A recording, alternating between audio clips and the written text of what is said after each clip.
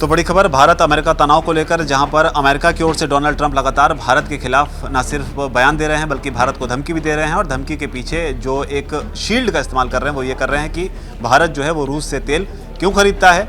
भारत जब रूस से तेल खरीदता है तो न सिर्फ वो रूस से तेल खरीदता है बल्कि उन मशीनों को भी कहीं ना कहीं स्पॉन्सर कर रहा है जिसके जरिए यूक्रेन में मौतों को अंजाम दिया जा रहा है। हालांकि डोनाल्ड ट्रंप के विरोध में बोलने वाले भारत में ही कई लोग जो हैं, खासतौर पर हमारे सब्सक्राइबर ही इसका काउंटर करते हुए बताते हैं कि दरअसल डोनाल्ड ट्रंप भारत को तो बोल रहे हैं कि तेल खरीदें, लेकिन जो आर्म्स डील वो करते हैं, जो हथियार वो बेचते हैं, आखिर उनसे कौन सी जिंदगी का आबाद होती है। तो ये उनसे कौन सी जिंदगी जो है आबाद होती है। तो ये भी तर्क जो है लगातार दिया जा रहा है। लेकिन डोनाल्ड ट्रंप के इन तमाम धमकियों और चेतावनियों के बीच भारत सरकार भी तीखा पलटवार कर रही है। भारत के विदेश मंत्री जो हैं इस पर बोल रहे हैं, भारत के प्रधानमंत्री बोल रहे हैं। इसके अलावा अलग अलग मोर्चों से भी अमेरिका को इसे लेकर जवाब दिया जा रहा है। लेकिन ताज़ा मामले में अब मनीष तिवारी का बयान सामने आया है। मनीष तिवारी का बयान इसलिए भी खास हो जाता है क्योंकि कांग्रेस पार्टी ने हाल फिलहाल के दिनों में जिस तरह का रवैया दिखाया है अमेरिका को लेकर, चाहे वो राहुल गांधी का वो बयान हो जिसमें उन्होंने डेड इकोनॉमी को एक तरह से समर्थन दिया था, डोनाल्ड ट्रंप का जो बयान आया था डेड इकोनॉमी का उसे समर्थन दिया था।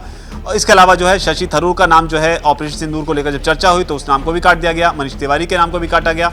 इसी पर ज्यादा जानकारी के लिए हमारे साथ पल्लवी मौजूद है। पल्लवी, जानेंगे आखिर मनीष तिवारी ने इस पर क्या कुछ कहा है। पल्लवी, मनीष तिवारी वही किरदार हैं जिन्होंने हाल फिलहाल के दिनों में जब उनके नाम को शामिल नहीं किया गया तो उन्होंने एक पोस्ट किया था जिसमें उन्होंने लिखा था कि भारत की बात सुनाता हूं। तो राष्ट्रवाद अब उनके अंदर जो है कहीं ना कहीं हिलोरे ले रहा है। हिलोरे लेते इस राष्ट्रवाद के बीच अब उन्होंने डोनाल्ड ट्रंप पर क्या कहा है, क्योंकि इसमें जो रिपोर्ट है उसमें यह कि आंख निकालने की तो बात नहीं कही लेकिन आंख में आंख डालकर बात करने की बात कही। क्या कहा है मनीष तिवारी ने? जी सर, मनीष तिवारी ने तो बहुत बड़ा बयान दिया है। उससे पहले हमने देखा कि राहुल गांधी जो है वो कहीं ना कहीं डोनाल्ड ट्रंप के बयान के समर्थन में थे। उन्होंने डेड इकोनॉमी की भी जैसा कि आपने बताया हमारे दर्शकों को कि डेड इकोनॉमी का उन्होंने समर्थन किया उससे पहले। लेकिन उसके बाद हमने देखा कि शशि थरूर बिल्कुल उनके अपोजिट जाकर इस पर बयान दे रहे हैं। अब वहीं मनीष तिवारी जो हैं वो भी बिल्कुल अलग तरीके से कांग्रेस के विपरीत जाकर उनका बयान जो है वो देखा जा रहा है। मनीष तिवारी ने लिखा है अपने ट्वीट में, मुझे उम्मीद है कि भारत सरकार डोनाल्ड ट्रंप की धमकियों का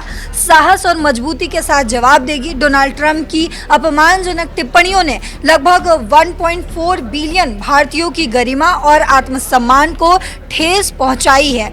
मुझे उम्मीद है कि सरकार ट्रंप की आंखों में आंखें डालकर जवाब देने का साहस जरूर दिखाएगी। उन्होंने आगे कहा, यह बेहद ही दुर्भाग्यपूर्ण है कि दुनिया के सबसे शक्तिशाली देश के राष्ट्रपति की ओर से ये ऐसी घृणा भरी भाषा का इस्तेमाल किया जा रहा है।